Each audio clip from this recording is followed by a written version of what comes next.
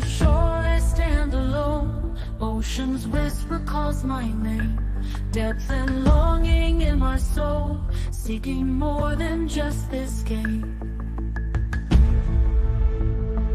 Waves crash softly at my feet, echoes in my heart so deep. Eyes on horizon far and true, longing for a love so steep. Deep calls to deep inside of me, where the sky meets endless sea. Heartbeats blend with ocean's roar, seeking depth I can't ignore.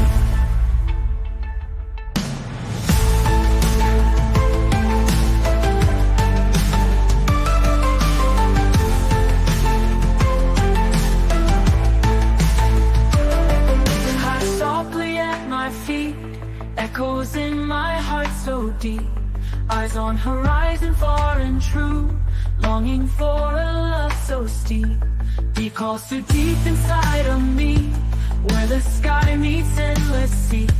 Heartbeats blend with ocean's roar, seeking depth I can't ignore. Shells and sand beneath my toes, tides reveal what ebb and flows. In the quiet still I hear whisper longings crystal clear. Deep calls to deep inside of me, where the sky meets endless sea. Heartbeats blend with ocean's roar, seeking depth I can't ignore.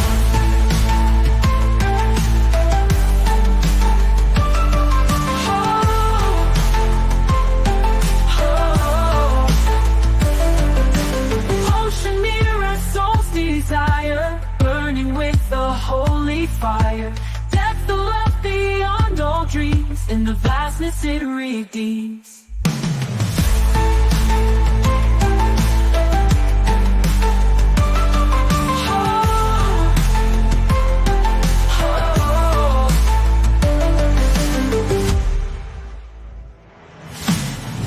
Deep calls to deep inside of me, where the sky meets endless sea. Heartbeats blend with ocean's roar, seeking depth I can't ignore.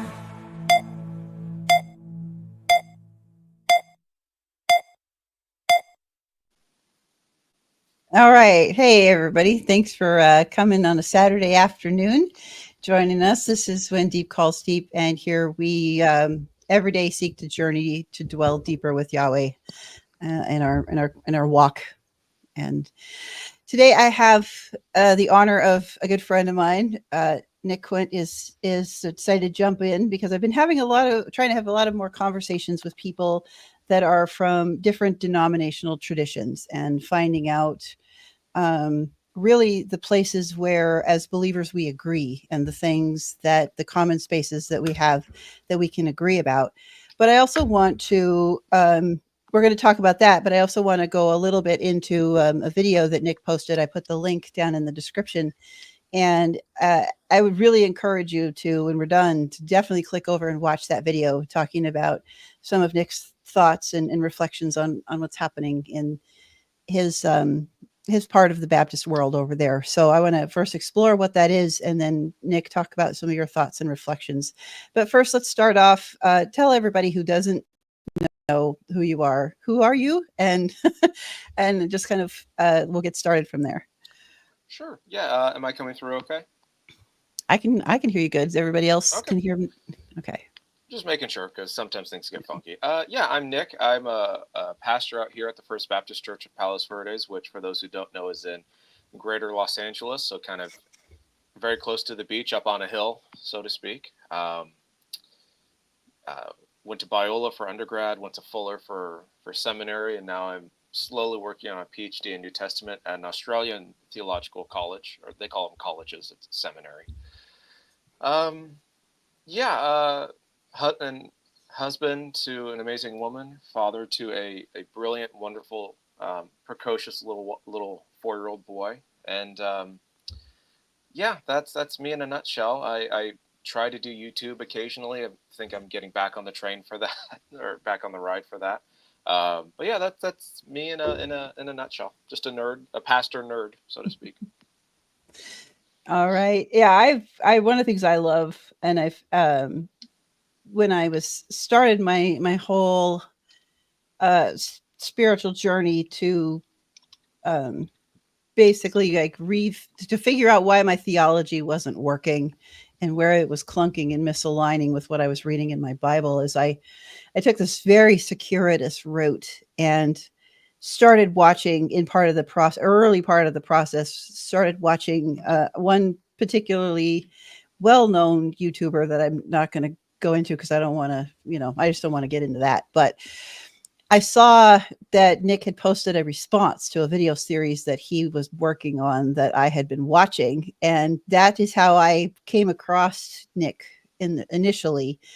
And you and I had started messaging back and forth about that series and your thoughts about that and some things, and that started um, Nick and I on the path to becoming good friends now. And so it's been a lot of fun, and just having the openness and the dialogue to have space to consider different points of view and different options and looking at things differently. And that's one of the things I appreciate about Nick, is he's been so generous in that space and giving me things to think about instead of telling me what to think, asking really great questions and giving me reflections to think about. And so I really love and appreciate that about Nick. So, but we're not, we're here to talk about the American Baptist um, Convention and how that, first of all, what that is. So, Nick, let's talk about, first of all, for those of us non-Baptists who don't know what's happening over in the Baptist world, what is an American Baptist? What the heck is that? Like, aren't all Baptists Americans? That, like, so give us the lowdown. What is that? Yeah, so American Baptists. So for those who want more than the 30,000-foot view, this book, Baptist Ways, a history by Bill Leonard. I think he was at Wake Forest University Divinity School. Um, he goes into kind of the minutia of all of that, from like Baptist life, period, and he talks about American Baptists. But essentially, we did so you had fairly united fronts before the Civil War. With American Baptist, or we would just say Baptist. I can't remember exactly what denomination it was called, but you had a large group of Baptists, and then we withdrew from what was called I think it's called the Triennial Convention, largely because of our dislike of slavery in the South, and so that split, Southern Baptists from the South and Northern Baptists, and then we're the Northern Baptist Convention from like 1907 to like 1950 or something like that. Then from 1950, we're called the American Baptist Convention. Then from 1972 onward, we are called the American Baptist Churches USA, ABC USA. So we were fairly in alignment with the Southern Baptists until the Civil War. And one of our many victories is we won that one, won that fight. So in light of that, we're very racially diverse because we were the Northern Baptists. We were the place where a lot of us have our roots in abolitionism. So we have that. We are the most racially, politically, and theologically diverse Protestant denomination in the United States. We have about 1.5 million members or so. I'd say a majority of our members are Midwest and East Coast. We do have a fairly large presence out here on the West Coast, but predominantly, you think American Baptist, you think New England. That's kind of where it is. The joke is two differences between American Baptist, there's theological differences, but two cultural differences between American Baptists and Southern Baptists. One difference is American Baptists, we season our chicken for potlucks. Southern Baptists tend not to. And second is American Baptists, we don't look away in fear when we see you at the local brewery. The joke being that Southern Right. Baptists are very stingy with that sort, or the stereotype, of course. Not all Southern Baptists, but your average American Baptist is a little less culturally wedded to fundamentalism. Kind of that old school legalism. I don't chew. I don't cuss, and I don't chew, and I don't hang out with those who do. That kind of mentality. really have that. So, for example, Southern Baptist, it is a live debate about the age of the earth. Old Earth, young Earth, all that sort of stuff. Where in American Baptist circles, it's kind of that's something we just kind of never really had an issue with. It's not to say we're not conservative. Right. And we'll get into that, but there's just certain things within fundamentalism, American Protestant fundamentalism, that we just don't really have that issue with. And so our polity, we're Congregationalists.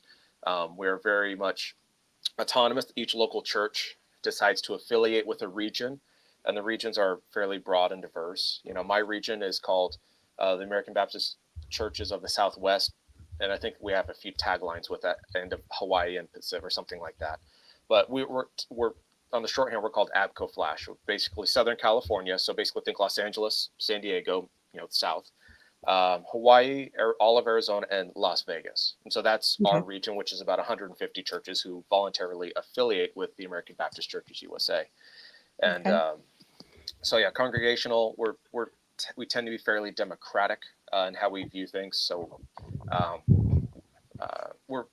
so that's kind of us in a nutshell. We'll get into theological differences later, but we are considered mainline, but out of the 7 or so mainline, like Episcopal, PCUSA, ECLA, RC, I don't know if the RCA is, but the mainline or progressive denominations, we're probably the most conservative out of the mainline denominations, or at least have held the line on a lot of things. But that's kind of our history, where we come from, what we are, kind of our cultural or attitudinal disposition. I don't know where you want to go from there, or if you have further questions, but you're the boss. Amber's the boss. We've already established that earlier this morning, but anyway, I had a clarifying question for those of us who grew up in a Restoration Movement type tradition. So, what's the difference between being a convention and a denomination? Because to me, they're the same thing, but I guess they're maybe not. I don't know. I should know the answer to that. So I'm going to speak out of ignorance. So level of mountain of salt with what I say. I don't think there's I think it's convention is more of kind of the old school way of saying denomination. If I'm going to be simplistic and uninformed, that's my sense of it. Because you had the Northern Baptist Convention, which is just the association, the association. Then we just called ourselves the American Baptist Churches USA, which is, I think that's my sense of how it works. I've got about 300 pages of polity that I'm looking to read, bylaws and everything that I started reading in light of that video you mentioned earlier, which we'll get to. But so I'm reading about, okay, how does all this work? So I'm still figuring it out as well. But Baptist, I don't think there's there's no functional difference between the terms. They may mean different things, but in terms of how the words function, I think I'm on at least decent footing. I could text my father-in-law, but I'm not going to. All right. Well, to me, it looks like the difference, and again, this is coming out of a tradition where all of it is human divisive and therefore should be rejected. But to me, it just looks like a more polite, palatable way to say we're a denomination without saying we're a denomination. So that's kind of what I think, but that's just my also uneducated opinion. So I don't know. But anyway, so yeah. So I want to kind of just get into a little bit. So if you can give me a kind of an idea of, well, maybe I guess we'll go about this a little bit of a different route. I'm kind of changing my mind on the fly here. Which is okay because we didn't have a plan at the beginning anyway. So God has plans. We have ideas. That's right. Well, I want to just jump straight into the meat and the talking points that you went through in your video, because I think that will help do a lot of clarifying for those of us. May I interject real quick? How about I say theologically, what is an American Baptist, just to paint that, and then we can dive into this, just so folks know. So theologically, again, we're diverse, but your average, I'll speak of our region specifically. Our region is racially very diverse. As a white guy, Scots Irishman, at least I think I am. I am in the minority racially in my region, the association that we're in. The average minister is probably a Hispanic man or a black woman. That's just racially where we are, and that reflects the demographics of Southern California, specifically Los Angeles. Theologically, our region is, I would say, generally to fairly conservative, not necessarily politically. I'd say we're more divided politically. Kind of the state of the country right now, like 52-48 kind of. Theologically, we would be considered conservative. We do have certain churches that are not theologically conservative that are in our region. But I would say your average American Baptist church in our region is speaks Spanish on Sunday morning and is theologically conservative. As a whole, and the issue with Baptists is each church would be considered what's called autonomous. You have a lot of congregational freedom in voting to decide where you fall on certain things. But as a denomination, we would be considered egalitarian. That is, we affirm the ordination of women to the pastorate or elders, whatever you want to call it. We don't. We believe in the priesthood of all believers, and we've been ordaining women since, I think. I'm going to be wrong about this, but I want to say maybe 1907. I'm sure it goes earlier than that, but that's the date where we've ordained an American Baptist ordained a woman. But theologically, there are regions that are very progressive that would look something like the PCUSA when it comes to, say, sexual ethics. Metro Chicago, Metro New York, those regions. So theologically, I would say as a denomination, we are probably what would be considered centrist or center right, but not by that 52-48 margin. When it comes to ordinances, we affirm baptism by immersion. We affirm credo baptism. We don't baptize babies. We do dedications and all of that, and of course, there's a fine line there. But we don't officially baptize children or infants. We do baptize children if they make a profession of faith, but that depends on the child. If Nolan came up to me, my son came up to me and said, "Dad, I want to be baptized for the forgiveness of sins," I'd be like, "Oh, you've been reading my books. Okay. Okay, let's give a year. Let's talk about this for a year, son, and then we'll do that." So exceptions are, you have a lot of freedom in Baptist circles. Eschatology, we're all over the place. We don't have a strong, we believe Jesus Christ is bodily risen from the dead, and he will come again in glory to judge the living and the dead, and his kingdom will have no end. We are Trinitarian. We believe, or at least some say, but we all believe in the authority of the Bible. Inerrancy is one of those terms we don't really think about or use, because that's again like the 6-day creationism stuff. It just doesn't register for us. That's not where the debate has been for us. We do believe and have a very strong advocacy for what's called social justice, for the Christian engagement in society, for justice and ethics and stuff like that. And that, of course, has its problems, but we do believe that the gospel has implications for daily life, and we want to be a blessing to others. But we also believe and also affirm the separation of church and state. We don't believe in we might say, an authoritarian regime. We believe, the joke is, I use this joke, Baptists believe in authority in the local church, but we don't believe in authoritarianism. We don't like overlordship, if that makes sense. Okay, that makes sense. So that's kind of our theological paradigm, just generally speaking, as it relates to American Baptist life and theology. Okay, so that makes sense. I can follow. There's more. I want to dig more into, get a lot more of the depth behind a lot of those signs of what you're saying, so I can kind of really dig in and wrap my head around it. But we don't have the time for that in this spot. So I will do that later. Yes. You and I will have some more conversations about that. If you're looking for, we don't really have, you can't see, we don't really have a systematic theology book. The PCUSA has Bart, and they have all these great. The closest one we have is written by Stanley Grenz, who's passed away, but it's called Theology for the Community of God.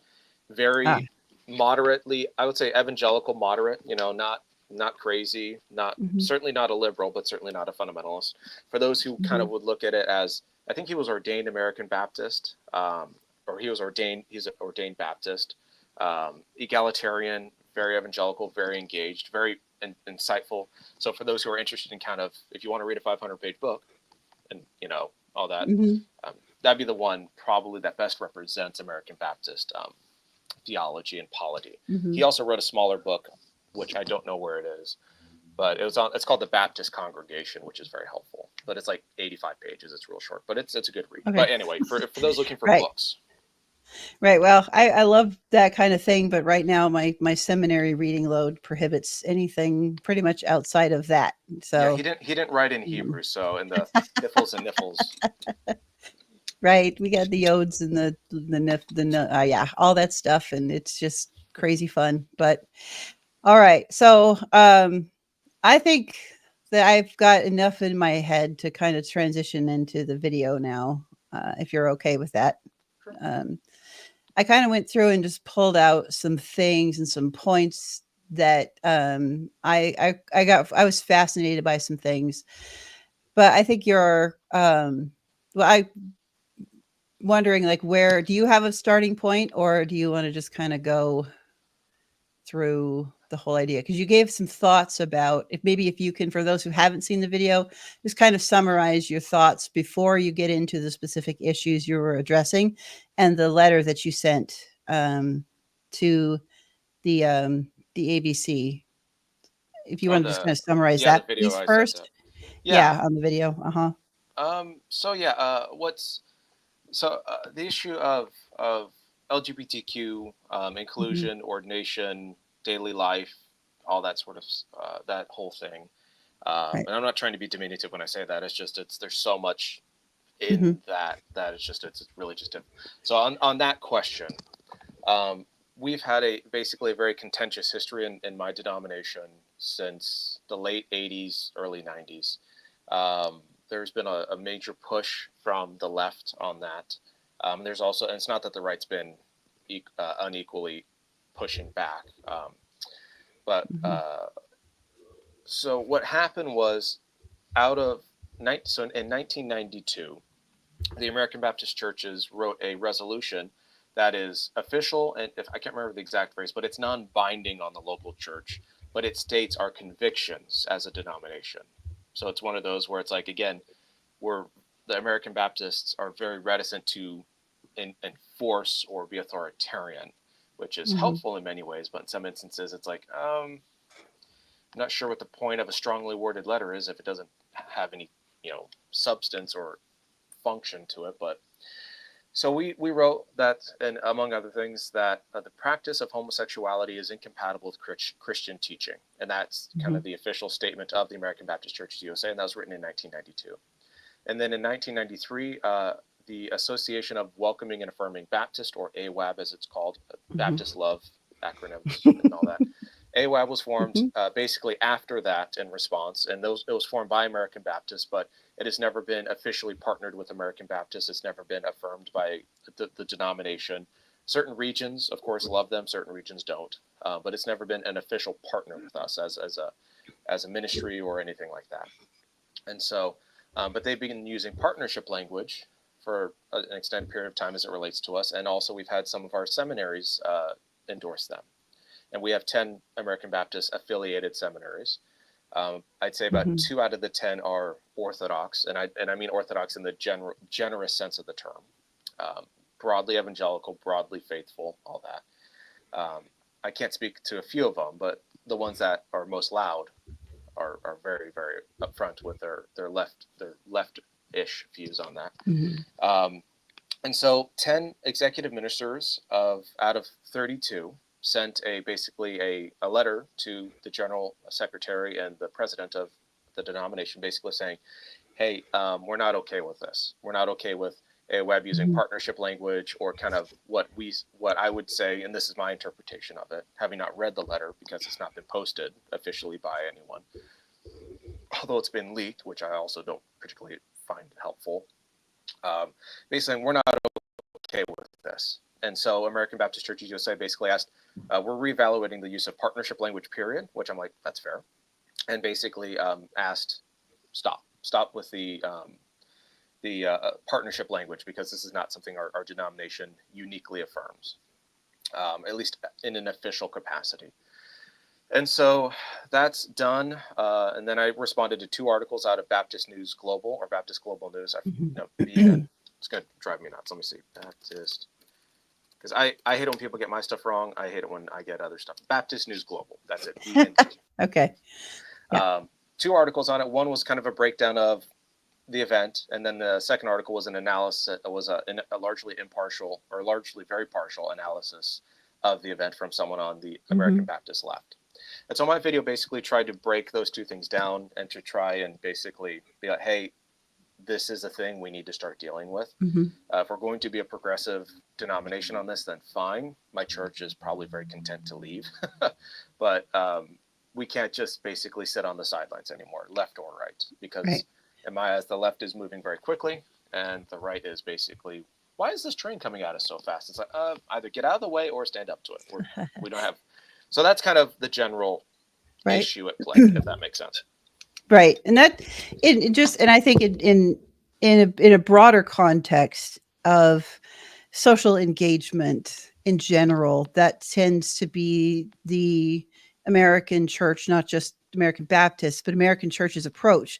The more progressive leaning is going to want to leap more into the fray of things that get to more of a questionably maybe liberal interpretation of some things. And the conservative side is so busy, figuring out how they missed what happened 10 years ago that they miss what's happening right now. And so they're constantly scrambling to catch up because they don't have they're not in touch with what's currently happening. It's kind of my read on the situation. And you can feel free to disagree with me if you have a disagreement there. But as I was listening to your video, and there was a couple of points where there were some things that were pointed out that I caught. Things like the woman that penned those articles, the lack of the respect of her her title and her degree, or Yes. there was just a few little things like that were in there that got me to wondering if, while this LGBTQ conversation really is important and needs to start happening on a very open and honest level. And I think this also goes into the conversation we're having about another video that's going to be coming out in a little while. That what I think the church needs to stop, and they need to have a conversation about Christian anthropology. We need to have a bigger and broader conversation about what does it mean to be human, to start really contemplating what does it mean to be an image bearer of God, and that reinterpreted in the New Testament as an image bearer of Christ. Like, I think there needs to be a bigger, broader conversation about that first before we get into these nitty gritty, separating all that out and how that plays out in different pieces of what it means to be human. So if we're going to argue about the pieces of what it means to be human, I think we need to have some more better discussions about the 10,000 foot view of what does it mean to be a human? What does personhood mean first before we start carving it up like a turkey into all the little mechanics of it? So I'd like to get your initial thoughts on that whole idea. On having a better conversation, period.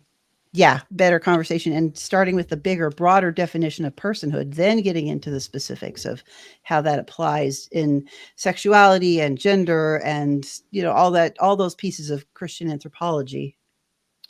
Yeah. The gentleman who wrote the article, when talking about, while attempting to defend our general secretary and our president, as you mentioned, didn't use any titles for her or for them.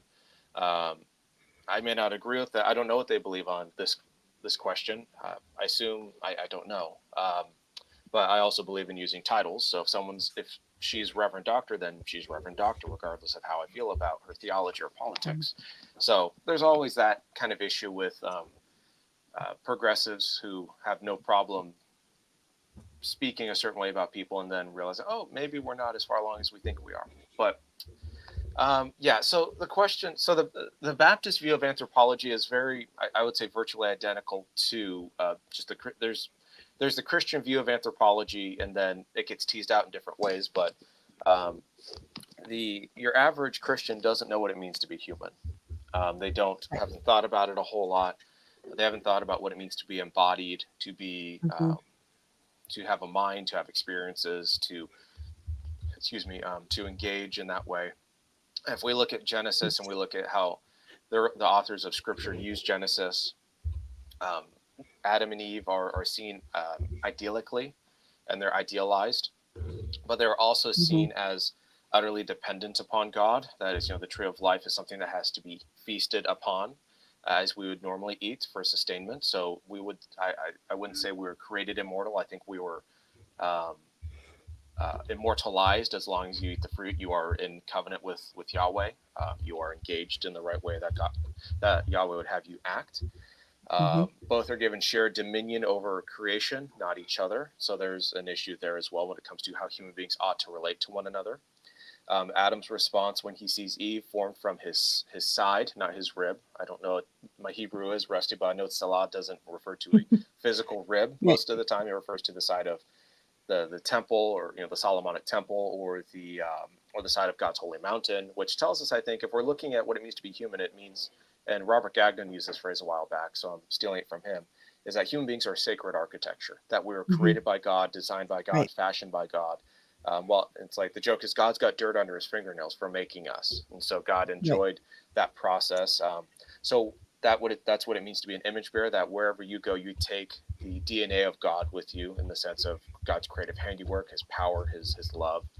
And so, what it means to be human is to have dominion over creation, not each other. What it means to be human is to Right. reflect God's will in the world, to lead together as men and women for the purpose of fruition, transformation, justice, joy, love, and so forth. So constructing a Christian anthropology begins with Eden, not with Hmm. the expulsion, or the fall, or the turn, or whatever Right. you want to call it. So I don't. You're the Hebrew expert, but I'll kick it back to that. So beginning with that Right. paradigm. Right.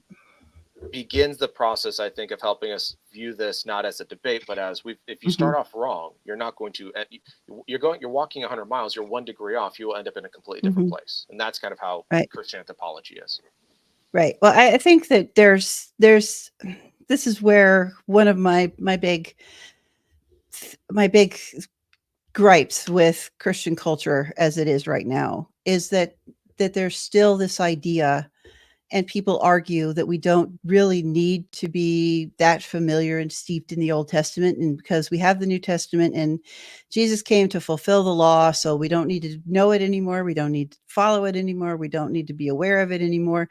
So we've cut ourselves off from 3/4 of God's story that he's trying to tell us, and trying to tell the last quarter of the story without the context of the first 3/4 of the story. So, and I tell you, Nick, this whole process, and one of the things that seminary has done for me is it's given me a vehicle to figure out why what I was reading in the Bible wasn't matching up to what I was hearing from Sunday sermons, from the books I was reading, and from various different camps of things, and why I was feeling such a theological black sheep for such a long time because nothing was lining up.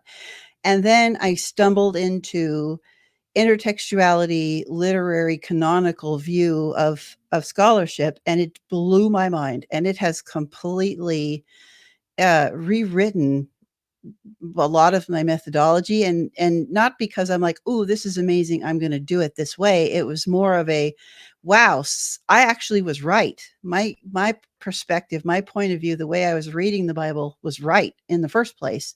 So it was more for me confirmation that I was already in the right spot, not being in hearing what, following what I was hearing. And I think in part of that view, and reclaiming and just being able to fall in love with the Bible and the story of the Bible, and following this, it's just an amazing epic tale. And but people get kind of stuck and misunderstand the Torah and the first 5 books. And people kind of like to wrap one Genesis 1 through 3 together like a burrito, but you kind of have to pull that apart. And it's Genesis 1, which is the first part of the story, which gives context to 2 and 3. And that gives context to 1 through 11. Then that gives context to the rest of the book. And it just goes and follows from there. So if you break up that flow and that understanding, so you have to start at Genesis 1. And it's just critical that you start before you start in 2 and 3. You have to get a good handle on Genesis 1. And I have lived in Genesis 1 for the last year and a half, and I just haven't gotten out of Genesis 1. And because everything goes back to it. And um and it's just, and I get out of my head the imagery. If you just follow the thematic imagery in Genesis 1, it is the completeness of creation. And God doesn't get into all of the little nitty gritty detaily thingies that we get hung up on fighting about, because that's not the point of the story. The point of the story is the completion of creation. And then in chapter 2, we start to get into some of the differences, some of the why men and women are created. And that is a whole nother thing that I'm becoming, and I have to, and Nick, you're going to have to kind of help watchdog me on this a little bit, because I'm getting to the point of beyond frustration with historical critical to being a little bit angry about historical critical and how they have just so badly broken the story that it's making me a little frustrated. But they've completely turned Genesis 2 and 3 into a sexuality gender war that has been going for hundreds of years. And I just think, like, we need to start and go back and start doing it in the right order and following that flow to reframe the conversations radically from the get-go. So that's kind Yeah. of my rant there.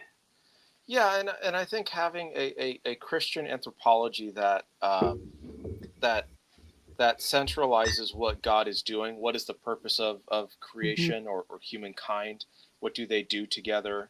Mm-hmm. We see already, not only are we dependent on God, but we are interdependent with one another. You don't have Mm-hmm. Adam without Eve. You don't have, Adam's response when he saw Eve was not one of finally someone to subordinate and impregnate, but was Mm-hmm. basically, this is of me, you know?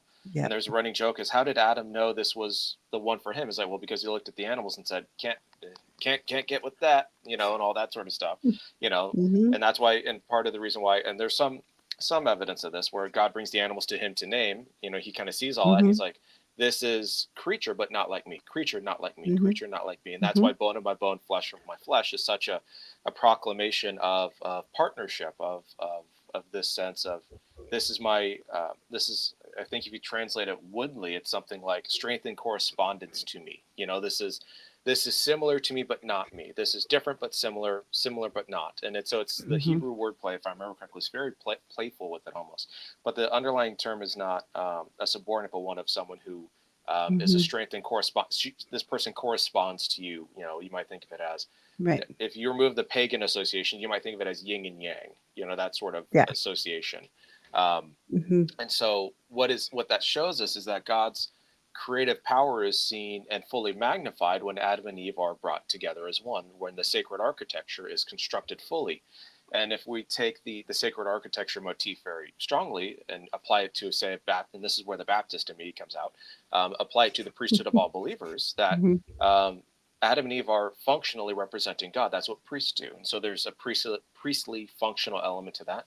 Adam and Eve basically function as priests representing God in the world, where there is no hierarchical ontology or functional subordination or anything. It's like together they represent God as one, Mm-hmm. as one unit, if we want to use military language. And I think Genesis does play with that a bit too.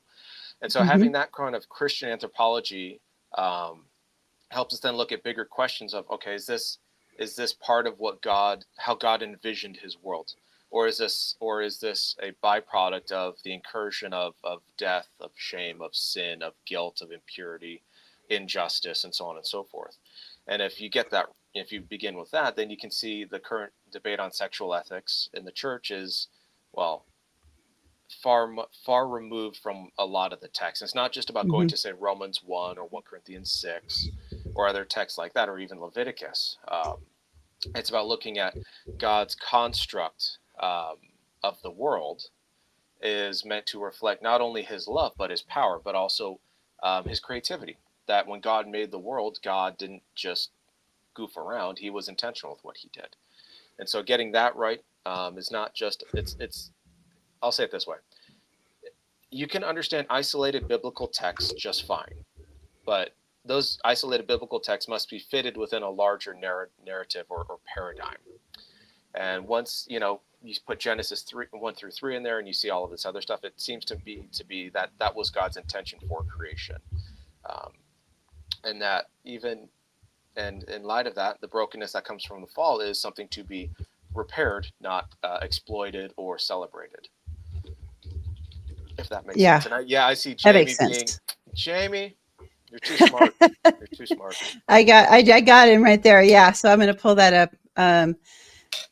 So yeah, Jamie, I'm sorry, but the creation story is a history of Christ and his bride. So that is one of the main themes of the story, but it's not the only theme of the story. And I this is another gripe that I have, that I don't want to get too far down the path on this either. But I think that sometimes that while we understand on this side of the events that the Old Testament is a journey pointing us and bringing us along and laying out the picture of the someone who's coming and the Messiah who's coming to fix it.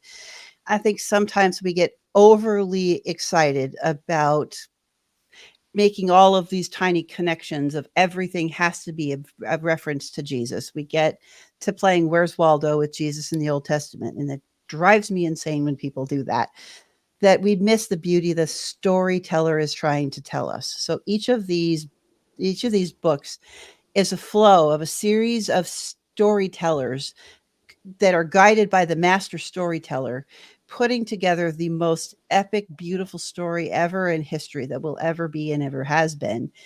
And sometimes if we get too much with our Jesus lenses on in the Old Testament, or if we get too Old Testament lenses on in the New Testament, like if we get out of the flow of the story, that's where we start to kind of get a little bit off or wonky, or just kind of focusing on the wrong thing. But I went in this direction, kind of bringing this up, and I want to kind of bring it back around to your video, and to just be saying, like, I think that we need to start seeing each other as complete people first, before we start having conversations about LGBTQ issues, about men versus women issues, about ordination, who's eligible issues. Like, I think we need to start by coming to some sort of being able to see that these issues affect personhood, and that comes very personal, because who am I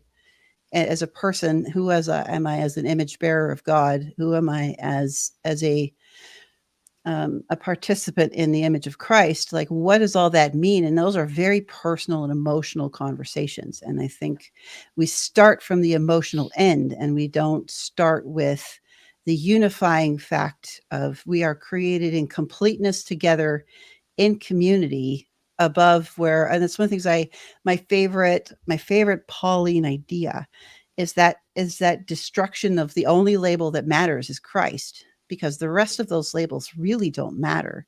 No Jew, no Greek, no slave, no free, no male, no female. Like, it's the ultimate equalizer, that Christ is the ultimate equalizer. And I think that's where we need to start. And that would be so.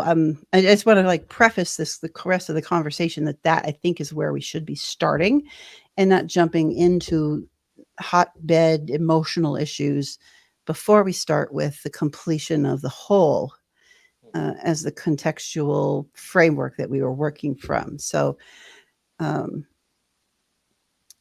with that part in mind, because I think that's kind of what I got where you were going with your video.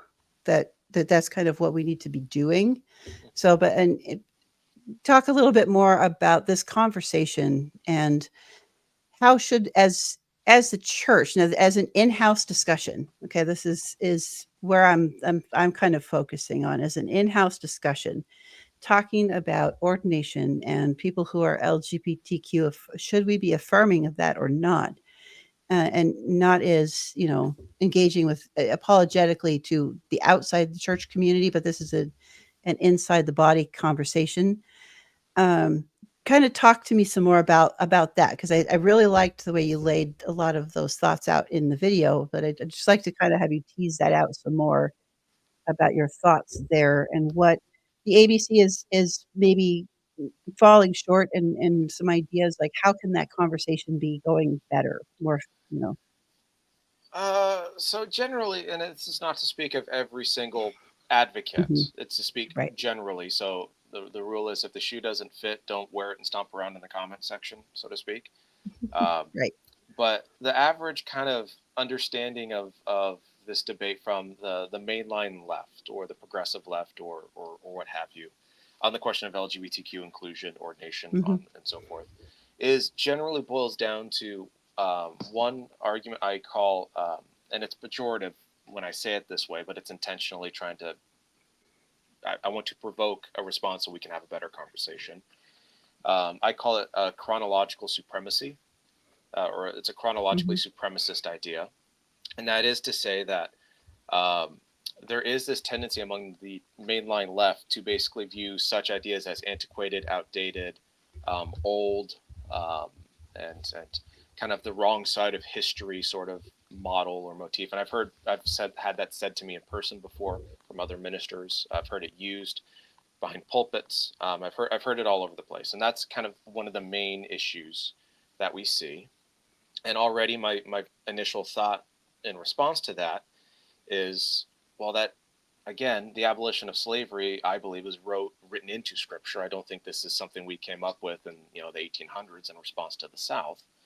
And turns out God exists is a very old idea. Do we want to throw that out too? And so it's one of those where it's more of this kind of ideologically ethnic kind of idea where progressive privileged white people, mostly living in the United States, ironically on colonized lands, if we want to even say it like that, who basically seem to view history as beginning with them and their ideas. Hmm. And it's one of those where, without realizing it, we've basically become cultural supremacists. That our goal is to move into the Hmm. 21st century along with culture, or perhaps because of culture, because that's how you win people over. That's how you show the gospel. It's a decontextualized contextual theology. So that's kind of the Hmm. first response, which I'm like, that's already a problem because the Christian understanding of history, and I mean Christian across the Right. board from Adventist to Baptist to Pentecostal to Methodist. Um, the idea being that God has acted in human history. It doesn't mean human history is a walk in the park or Hmm. is tea time, but it does mean that God has been faithful to humankind throughout history, and God has shown us what He desires from us in terms of our faithfulness. To use Jamie's joke about being a synergist, I mean, I think that's how that works. um, and so dismissing history or downplaying history is an unhelpful and untheological is a theologically unsophisticated, I would argue, an atheological idea. So that's already a problem. The second one is, I think, much more problematic. Is that there is a bit of, and I use the phrase malinformation, or I'm not saying deception or lies, but this kind of either imprecise use of language or intentional misrepresentation, and that is I've been called, and I say it in the video, but basically the idea is if you Hmm. disagree with us, you're racist, you're sexist, you're misogynist, you're all these sorts of Hmm. things, and I'm like, well, I don't doubt that there are many misogynists and sexists and racists in the world of Christian ministry and on YouTube. I see them all over the place. um, Right. but such a thing wouldn't apply to our region because we have many ordained African American and Latino and Latina ministers who are conservative on that question. So it's one of those where I'm like, it's interesting to see white progressive privileged liberals telling black and brown ministers of the gospel that they're um, engaged in self-hatred and misogyny when these women are looking at this going like, this is not what we signed up for, if that makes sense. Hmm. And so um, it shows us that rather than coming to the table to have a serious conversation about like Christian anthropology or about Hmm. eschatology or Christology or any of these sort of major issues or New Testament materials, um, we're arguing the way the world argues, which I would argue indicates a sterilized mind. It's a sterilized Hmm. epistemology. It doesn't speak to truth to power anymore. It doesn't view itself as in the world but not of the world. And it's already, if you're using the world slogans, that's why, for example, you won't hear me, I've used it before, but I've stopped, is you won't hear me argue about equality. Like Hmm. I don't have a problem with the term. I believe it between men and women. I don't have a problem with the term. But it's a term that's been co-opted. So I Mm-hmm. use the language of interdependence, that we men and women need each other, and we need to ordain men Mm-hmm. and women to keep us accountable and to express our gifts in ministry. Um, I see the problem being that rather than arguing theologically, they are arguing with a lexicon of culture. And that indicates to me that this is not a Christian debating another Christian. This is someone who's essentially a cultural elite arguing with a Christian. It's not. I'm not making a claim about salvific status of the person. I'm talking about epistemology or the way they think. And so Mm-hmm. it's already really um, difficult to have a conversation when we're not here to have a conversation at the end of the day. So I don't know if that helps, but that's kind of Right. the two or three major things I see kind of fomenting behind this. And then of course you have the right wing crazy people. Basically, Romans 1 said, I believe that settles it. I'm like, yes, sure, but where does Romans 1 fit into that, Christian anthropology you and I talked about? Where does, Mm-hmm. Right.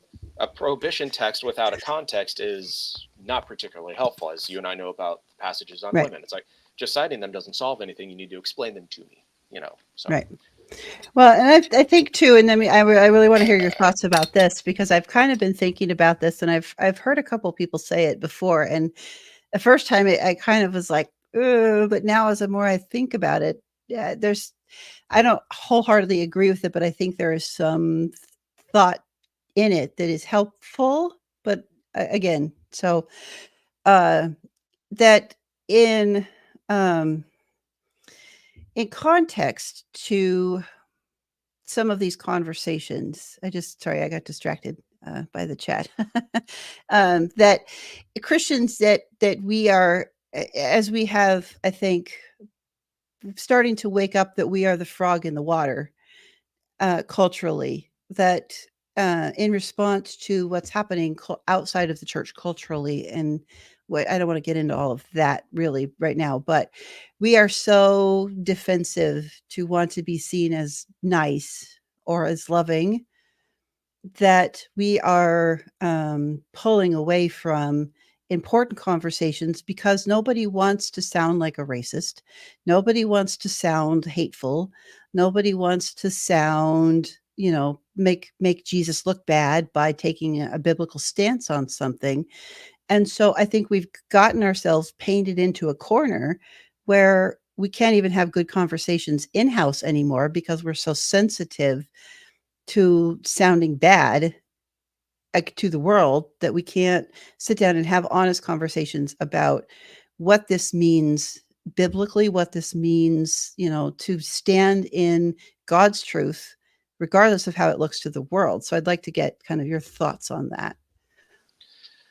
Yeah, and it's the Christian should the only place a Christian should feel truly at home with is in a church, and I mean that positively in the sense of I'm not talking about not the idea for Christians is that we are gathering, and I'm speaking as a congregationally minded person, the gathering of the people of God together for worship and feast and word is something that should be at the forefront of our minds. Church is not a Sunday thing. Church, in my eyes, is an everyday thing. If it's not like you feel the Spirit one day out of the week, it's every day you should be engaged, so to speak.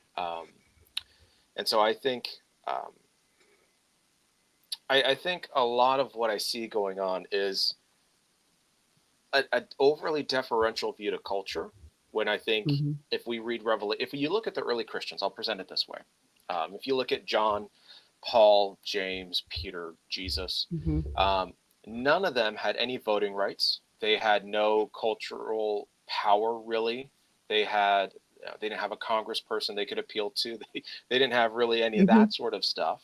And so they were, by all measures, to compare it would be they were like black people on the plantation with Mm-hmm. guns and whips and chains and brutality and sin and avarice ever at their door. They had no, all that sort of stuff. They had no Bill of Rights. They had no Magna Carta. They had the Spirit and each other, and of course the word of the word of God given to them and what they had. And so when we ascend to the heights of power, we forget where we Mm-hmm. came from because we get used to culture, we get used to privilege, we get used to wealth, we get used to Wi-Fi, we get used to organic cage-free foods and eggs. Like I said, as someone who loves eggs, like you get used to those things, Hmm. and it becomes very easy for us to look around and go, well, I don't want to lose this. I don't want conflict. You know, that was written so long ago, and I can see the allure of it. But I think Jesus and John and Peter uh, had no problem speaking against the Roman Empire. I mean, the book Hmm. of Revelation is literally not only a commentary on human history, but it is an outright, I mean, parody of Roman power. Hmm. Like these Right. grotesque beasts that don't match, different body parts and limbs and images and all these sorts of Old Testament allusions. It's grotesque, parodic satire. Like Right. of it's it's playing with that, and that's how. And I'll finish this. So I want to hear your thoughts. But that is where they lived. They were not cultural elites. They were largely poor, impoverished, and all of that. I mean, Paul had some rights with that, but by and large, it still didn't get him out from being killed.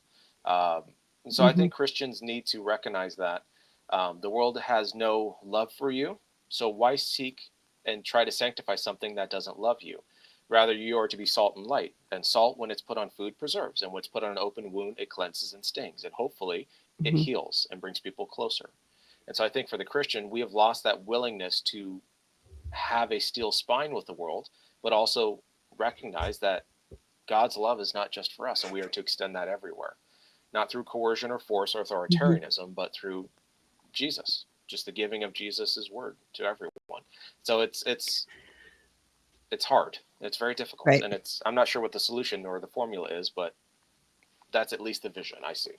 Right. Well, I have some thoughts about that too, but that veers into eschatology, and I avoid that like the plague. So we're not going to get in, we're not going to get into eschatology at this point because that's just not my favorite realm at all. So, but I think too, yeah, I think when I was just thinking about as you were talking about that, I got to thinking about like this is deep that goes a long ways in America.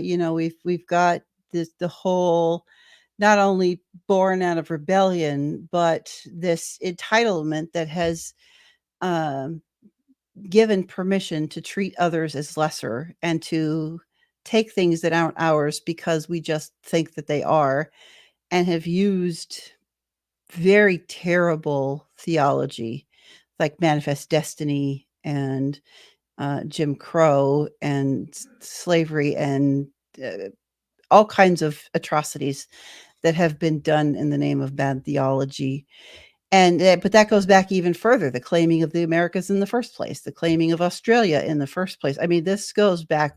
I'm just like in my brain, how far back is this going? Because there's this entitlement, but it's deep rooted. And I think it goes all the way back to Babel. Actually, if you follow it, it goes all the way back to Babel. We've been doing this since Babel, and that whole idea. So this is not a new problem. And I was also thinking about, as I've been in this patristic to medieval history of theology class, that is not this is not my favorite thing. Church history, I would rather I mean, I would rather teach myself Aramaic at this point than be in this class. But I am learning a few really interesting things, and I was very inspired by the story of Polycarp, and I found that a beautiful thing. And then last week we started reading the Cappadocian Fathers, and I fell in love with Gregory of Nazianzus. And just the way his love for Jesus comes just pouring out of every word that he wrote. And I don't always agree with his positions, but I love his heart. And so there's some things that I'm stumbling across in there that inspire me, but they were Polycarp and Gregory of Nazianzus were so sold on Jesus that they were willing to cast off every cultural expectation. And Polycarp himself, he could have gotten out of being a martyr. And he said, well, if I do that, I have invalidated my whole witness. So I will not. And that humbles me a lot.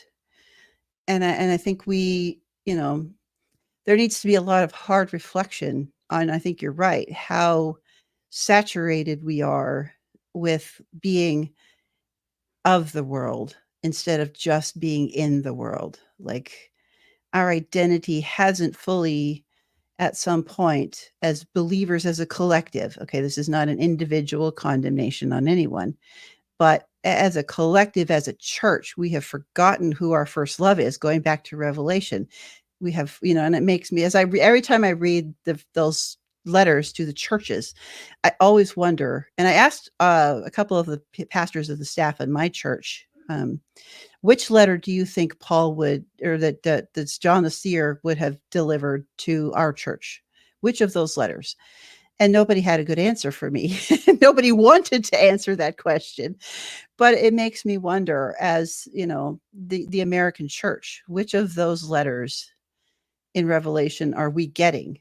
Which lampstand, do we get kicked from underneath us? Like, and you've just been preaching through Revelation for quite a while, so I would love to kind of hear your your thinking on that, because I think it goes together with your video a little bit in some way.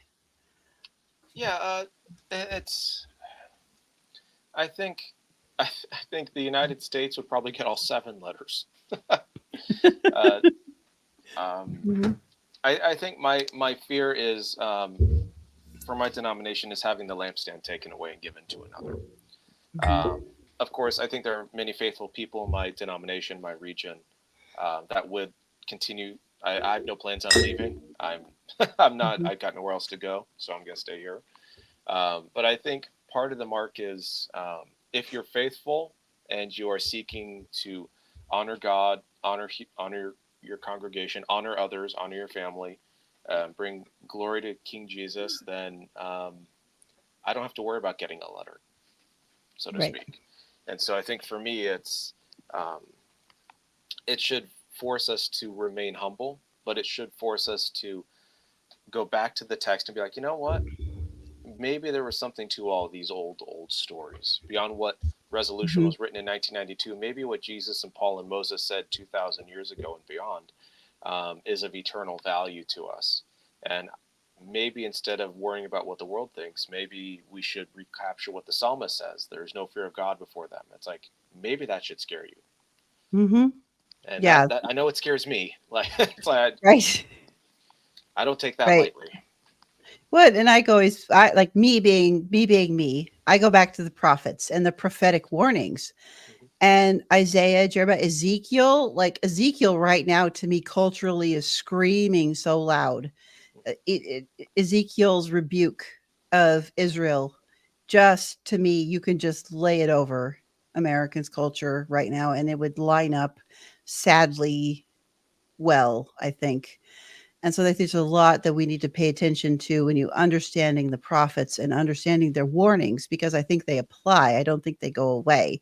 It's a lot of it is warning about idolatry, and I think we have a massive problem with lots of forms of idolatry. I saw a meme the other day. I was laughing because it reminded me of you, Nick, because of your Pauline focus. But it was the Apostle Paul sitting at his desk writing a letter, to the church in the United States of America, and underneath it said, "Where do I even begin with Yeah, you where do I even guys?" begin? And and I was laughing so hard because I thought, wow, I mean, that's so accurate, where we are, I think, as a as a church, America wise. And this is not an observation or a critique meant at any one denomination or group. I think overall we've lost our way. And then how do we shift those conversations to bring about a whatever you want to call it, to get America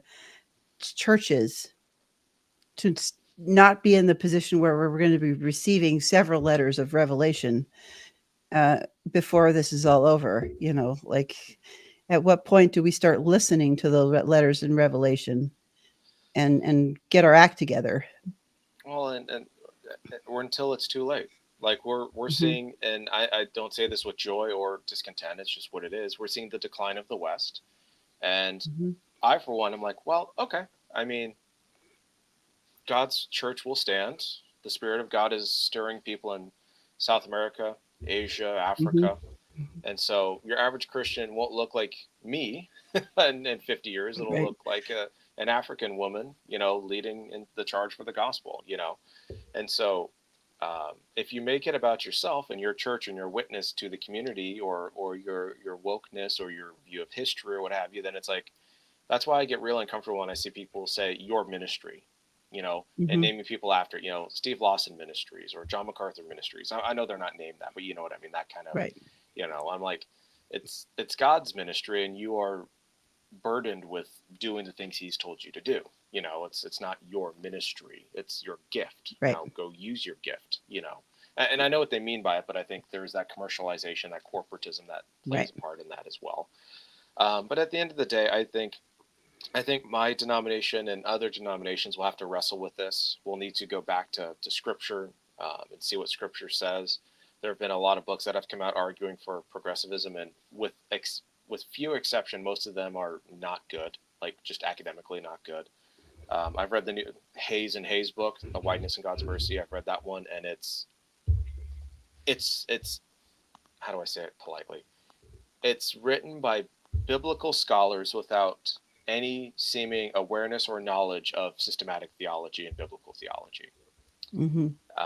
And I'm not saying I'm adept at either one, but you can tell when a biblical scholar thinks they're saying something radical, and it's like, well, the Christian theologians have been talking about this for 2,000 years. Probably Hmm. should have gone and seen what he or she has said about this, you know. But Right. at the end of the day, I suppose I look at it and go, our call is not to be complicit with the world. Our call is not to Hmm. be cultural supremacists or anything of the sort. Our call is to be faithful to Jesus Christ. And if Right. that means being disliked or being called a racist or a misogynist, I can live with that. Yeah. And I I think most think, faithful Christians can too. Sorry, go ahead, please. yeah, that's okay. No, I was just thinking because one of the things that I like to do, and I don't, it's probably mislabeling, I don't know, just part of who I am and my personality is this. I have this superpower of optimism, and so I don't think this is a hopeless thing. I don't think we need to get to the point where actual persecution and people being lined up and shot in the streets is necessary to turn this ship around. I just don't think so. But I think it's going to take enough people who are starting to wake up to the reconnecting with our life source, and as we reconnect with our life source, and that is being connected in relationship with the Trinitarian God. I think we have to get back to um, not being afraid of the Holy Spirit. I think we need to get back to that source. Jesus launches his ministry that announces that he is actually including the Gentiles like he planned to all along. It's no mistake that it's done with a Samaritan who is a woman at a source of water. Like, there's not an accident on any of those points. Yeah. And so, and that's part of where I think that getting rid of bad understanding of scripture and learning how to fall in love with the narrative of the Bible and falling in love with the source of life that we have strangled out of scripture. Because ultimately, and I'm going to get in a lot of trouble for saying this, but ultimately every paper Bible you have in your room there, Nick, is going to burn. The word of God is going to live on, but that stack of books is going to burn. So it's Yeah, not even that's a lot about of money wasted. yeah, you and me both, man. You and me both. But ultimately, the words on the page, the pages are going to burn. The word will live. The spirit will live forever. But we have to stop worshiping the Bible and start worshiping the God who the Bible story is trying to tell us about. Also, so that's my other 2 cents on that on that conversation. But Sounds good to me.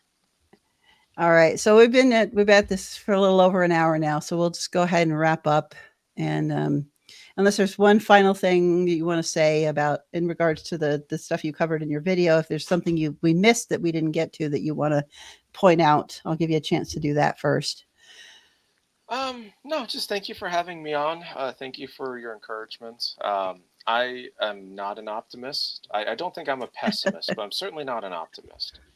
And so I just hope and pray that my fear is this, is that rather than having a full-throated, have it all out conversation and debate um, on this question, that my denomination basically punts it, doesn't deal with it, and then wakes up and suddenly we're like the Peace USA. I don't Mhm. think that'll happen because of our structure, our denominational structure, but it could happen in various other ways. So I think for me, it's my hope is um, that we would remain faithful, that we Mhm. would not compromise what we believe for anything, that we would also avoid, and I see this happening on the right, which I'm very wary of, is this rise in, and I will use the term misogyny, Mhm. anti-women behavior and ideas. We see it all over the place, especially on social media and YouTube, where instead of being biblically faithful, they react in the same sort of way and engage in extreme kind of dehumanizing rhetoric and anti-human rhetoric, which, I Mhm. mean, worse than being unbiblical, it's sinful. Um, and I think we need to recapture not the center or the left or the right, but recapture what God actually says in His Word. If that Mhm. means you're called woke, well, then I don't care. If that means you're called a sexist, well, I don't care. I, I think we Mhm. need to not be concerned with what um, people that hate us think about us. My rule I've started using is um, if you have a problem with me, Amber, you can call me. Mhm. You have my cell number. If someone says, if someone doesn't have my cell phone number and can't call me, then they don't know me well enough to have a problem with me. And so I'm of the Right. opinion where I'm just kind of done with the whole thing. Mhm. Um, so I think we just need to have that mentality of just here we stand, and if you want to push, go for it. But I'm not going to move. Right. Well, and just jokingly pushing back, point of order, I don't have your phone number. Oh, Not I thought yet. oh, that's right. I gave Nope. you the 5555. Yeah. You did. You gave me a bogus phone number, so I was being anyway. Just I'm just kidding around. So it's which is fine because we communicate just quite well on through Twitter messaging and everything else that we do. So, that, but that's just I just wanted to just kind of lovingly just go, haha, you just violated what you just said right there. But anyway, so but so Nick, what are some other things that you have coming up? Where can people find you if they want to go hear more about this? The video that we've been talking about and referencing is in the description underneath, and I will repost it again later on my socials because I think it's an important conversation that needs to be had outside the ABC as well as inside. So I think everybody in the Christian camp should be having these conversations. But where can people find you? What do you have coming up? What's happening in the world of Reverend Nick Quint? Well, I don't know. Mostly because I've got it's going to be very busy over the next few weeks, Mhm. just with life. So I'm not going to have a ton of time to do stuff. My hope was to do more with the YouTube channel, New Testament Theologist, but just being a pastor, a dad, and basically being I'd say the primary caretaker for Nolan, just means there's just not, and PhD student as well. Oh my gosh, I could forget that. Um, just not a whole lot of time to get stuff done. But my hope is to do a video like the one I did, the Mhm. Revelation, where it's audio with the background movement, stuff like that. Just Right. because I don't have time to do much of anything else, and the technical stuff, I just don't have time. Um, so I don't know. I'd love to get back into talking about dissertation stuff, but I just don't think one of those things you just have to keep to yourself because people do poach ideas and all that. So I don't know. Mhm. Um, but for those who care, you can watch the sermon series on Revelation. There's now 37, 38 sermons or services. The full service is there. And they're just at First Baptist Church of Palos Verdes on YouTube. Um, it's also one of the channels that I have on my YouTube page. That's right there. Probably the best way just to follow me would just be at Nick Quint on Twitter X or whatever it's called these days. Just Nick Quint, just the name right there. So and that's usually where I post stuff, whether it's spicy takes or snarky comments or just videos or pictures of my son playing baseball or something. So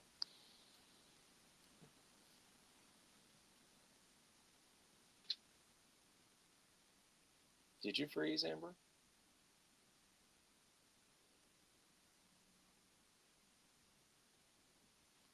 Oh, she's frozen.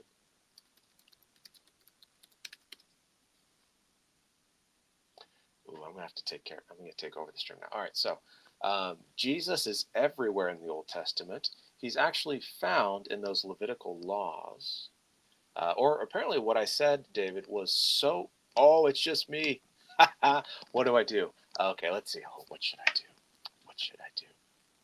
Ooh, ooh, ooh, ooh. Oh, her computer crashed. Well, you're still live, Amber. So I will sit here. Ooh, what should I do? Ooh, what should I do? Where's Wayne Grudem? I'll put on his systematic theology. Oh, ooh, where's Grudem? I'll start reading the section on why women should be silent in the churches. That's so much fun. All right, fine. I'll be nice. Oh no, she's back. Man, My computer crashed right in the middle of that, and I was gonna go find Grudem and be like, why women should be subordinate in the churches. That's right. You know what? You should have just grabbed Wes and made the whole thing. Let him promote his book or something. Will, get on, Will. Holy cow! That just it just crashed. It went black and had to reboot. I mean, it just totally went. I was just totally dead. That was crazy. So, I missed some good stuff there. Apparently, I'm sure I did. I was just talking smack. It's all funny. I'll catch it later. I'm sure when I go watch the replay. But yeah, so I'm sure that was amazing and good stuff. And then I don't know if you went into because people can watch you on, you'll be on and off Rogues Gallery. So if you're there, you're there. And if you're not, you're not. Yeah, not this Monday, that's been fun, right? Yeah, they're not having Rogues Gallery this week. Next week, that's going to be fun. Because probably. But that's going to be fun because that's Hosea and Isaiah and Jeremiah. This is, this is the good stuff. So I don't want to give too much away, but I will send you some thoughts about this, Nick, because we're pulling in some awesome stuff and we're going to go nuts with some intertextuality on this one because there's some beautiful stuff going on here in this whole imagery that I think Paul is at least side-eyeing, if not directly pulling in to people who would get it in that context. So that's going to be fun.